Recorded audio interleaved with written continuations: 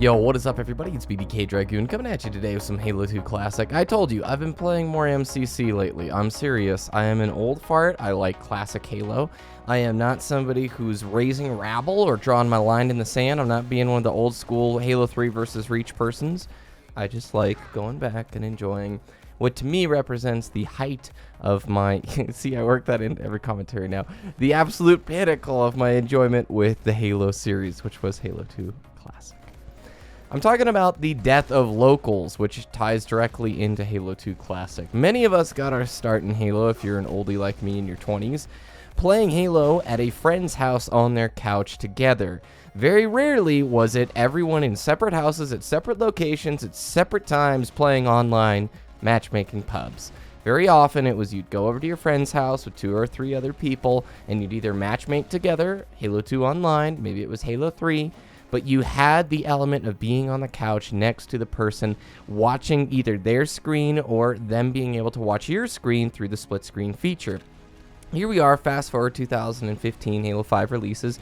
No support for a LAN mode. It still has to be done with always online Xbox Live support since the data communicates through the cloud servers, and no split screen. We've also reached a point in Halo's lifespan where there's really no LANs, okay? There's not many competitive open tournaments with a bracket that anybody can hop into and try and compete their way up that open bracket and maybe have a shot at fighting and duking it out with the established pros. LANs just don't happen very much anymore. The standard is we've got a bunch of online qualifiers that occur, and then hopefully you get the chance to compete with the 8 or 9 teams that tend to dominate the Halo Pro scene.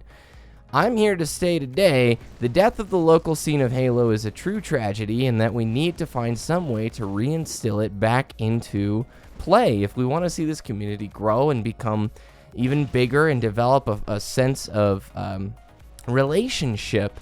We're going to need to actually be in the same room together when playing Halo. I'm just speaking from the heart here. Over the years, it's changed so dramatically from, I remember in Halo 3, when you got on to play a ranked playlist, you had your mic plugged in, period. It was this expected honor code between the players.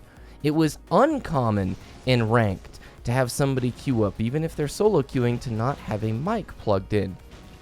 Whereas now, it's the complete inverse. It's a rarity to find the person with the mic. Now, let's be real here. Halo 2 Classic, you're looking at 2007, 2008. That was in a time where online console gaming was very fresh. You might not remember, Halo 2's matchmaking was really the first time an FPS on console had created the matchmaking paradigm of putting people together in multiple playlists. It really was a step ahead. So back then, yes, you can totally understand more people using mics because over the last 10 years, we've realized, wow, people can be complete jerkwads online and say some of the most horrible things imaginable to one another.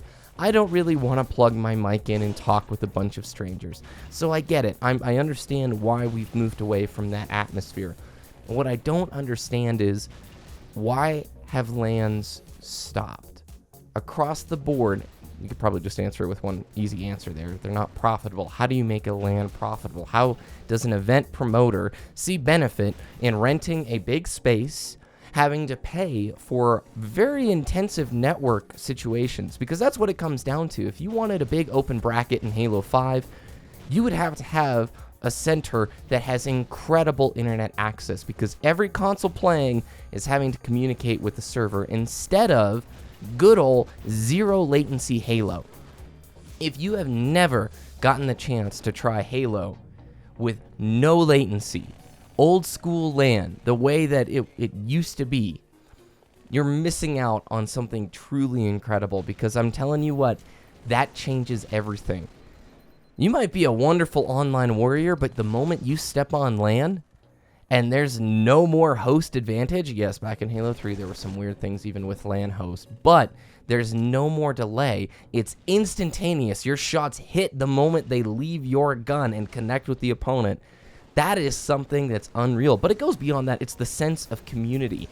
In the last MCC video, I talked about Street Fighter 4, something that's pivotable, something that's critical to the fighting game community is local scenes. plenty of fighting game communities have arisen throughout all of the country, whether it's Wednesday night fights, whether it's some NorCal stuff, the East Coast has things that go on.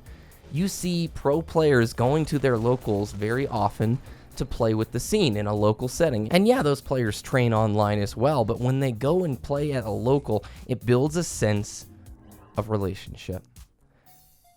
There's something very special, as I've said before, about knowing the players in your area, their skill level, and getting together with them to run games. I knew during Halo 2 Classic, all 10 or 12 of my friends who played Halo 2, I knew their skill level. We played matches together, and it became one of these things, a weekly tradition. All right, it's Friday. We're going over to this dude's house.